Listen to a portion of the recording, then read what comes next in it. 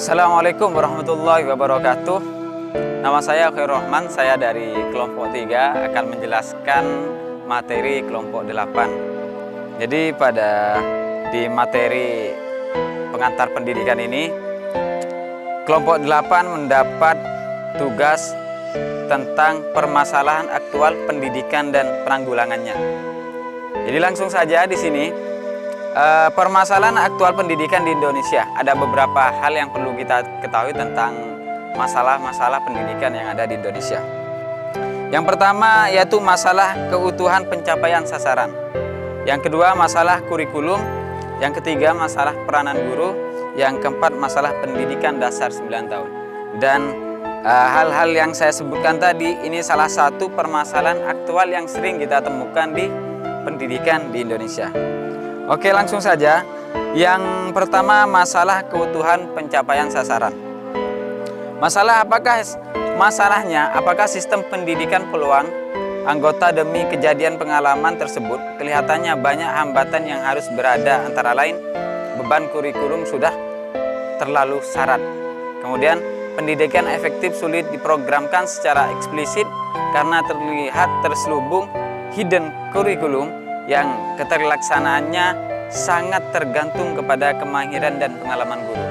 Kemudian yang ketiga, pencapaian hasil pendidikan yang tepat waktu sehingga dibutuhkan ketekunan dan kesabaran pendidik. Yang keempat, menilai hasil pendidikan efektif tidak mudah, bahkan kalau mau berhasil juga membutuhkan biaya. Jadi yang pertama masalah pencapaian sasaran. Kita ketahui bahwasannya setiap sekolah masalah pencapaian ini memang berbeda-beda, tergantung sekolahnya. Akan tetapi karena dari pemerintah sudah ada yang namanya kurikulum, maka di sana kita bisa melihat bahwasanya pencapaian sasaran tiap sekolah mungkin bisa ditentukan dengan adanya kurikulum. Kemudian yang selanjutnya masalah tentang kurikulum. Oke, tadi saya sudah menyindir tentang masalah kurikulum. Kemudian di sini masalah yang aktual yang kedua yakni bagaimana sistem pendidikan dapat membekali peserta didik untuk terjun ke lapangan kerja yang tidak melanjutkan sekolah dan memberikan bekal dasar yang kuat untuk ke perguruan tinggi mereka yang ingin lanjut. Kedua, macam-macam bekal tersebut seyogyanya sudah mulai diberikan sejak dini. Maka dari itu kurikulum sangat dibutuhkan oleh setiap sekolah. Kalau di Indonesia itu kurikulum kemarin ada yang namanya kurikulum 2016 dan sekarang ini yang masih hangat-hangatnya yaitu kurikulum 2013. Dan perubahan kurikulum ini memang ditentukan oleh pemerintah. Jadi kita bisa melihat sasaran sekolah-sekolah yang ada di Indonesia ini kita lihat dari kurikulumnya. Ya, kalau sekarang 2013 ini adalah kurikulum yang masih diterapkan di Indonesia. Kemudian yang selanjutnya yaitu masalah peranan guru.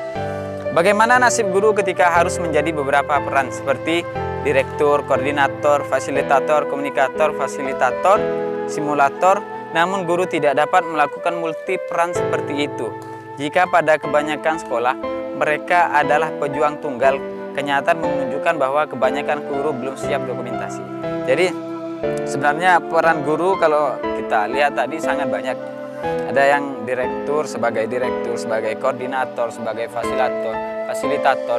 Ini adalah beberapa peran-peran guru yang sangat kita butuhkan. Jadi kalau di Indonesia memang sekarang permasalahan yang sangat aktual itu tentang peranan guru. Maka dari sini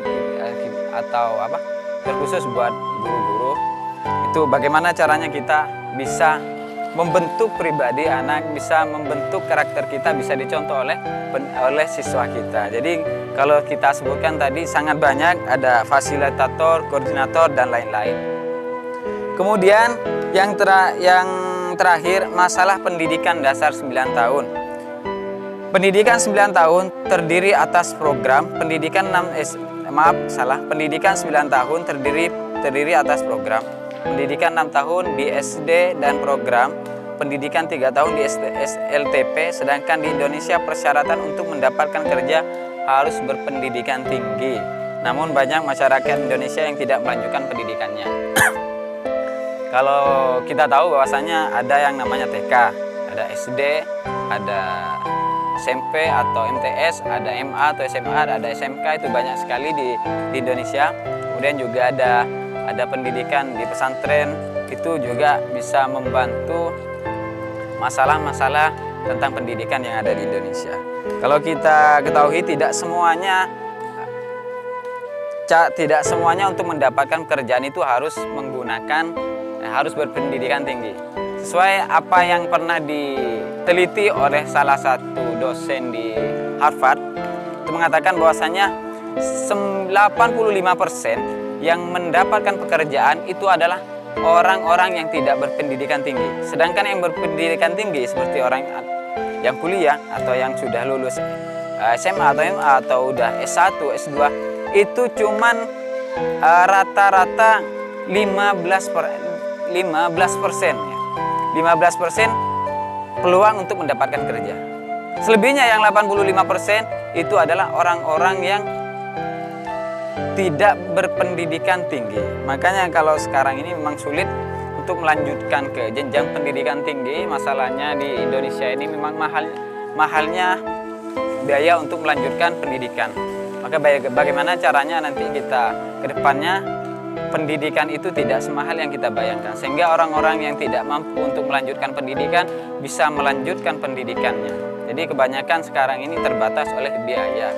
Begitu juga yang kampung-kampung itulah yang sulit untuk melanjutkan pendidikan. Berbeda dengan yang kota-kota, kebanyakan yang beasiswa itu yang banyak itu orang-orang yang berada di kota-kota. Sedangkan seperti yang di desa-desa itu memang sulit untuk mendapatkan beasiswa. Makanya nanti ke depannya bagaimana caranya kita bisa untuk mendatangkan yang namanya beasiswa ke desa. Kemudian yang terakhir yaitu upaya penanggulangan. Jadi kalau kita tadi ada beberapa masalah, setelah kita menjelaskan masalah-masalah, mari kita ada upaya untuk meredam atau menanggulangi masalah-masalah yang sudah beredar di Indonesia ini. Yang pertama yaitu pendidikan afektif perlu ditingkatkan. Yang kedua, pelaksanaan program kurikuler dan ekstrakurikuler dikerjakan dengan penuh keungguhan dan hasilnya diperhitungkan dalam menentukan nilai akhir maupun kelulusan. Yang ketiga, melakukan penyusunan yang mantap terhadap potensi siswa melalui keragaman jenis program studi. Yang terakhir, memberi perhatian terhadap tenaga kependidikan prajabatan dan jabatan. Ini ada sedikit upaya penanggulangannya. Sebenarnya banyak caranya kita untuk mengatasi masalah-masalah tentang pendidikan yang Indonesia. Kan tetapi di sini hanya beberapa yang saya sebutkan, dan ini mungkin bisa kita kaji lagi untuk kedepannya bagaimana caranya kita mensukseskan atau memajukan pendidikan yang ada di Indonesia, baik itu melalui pesantren, melalui sekolah, atau melalui pendidikan-pendidikan yang ada di Indonesia ini.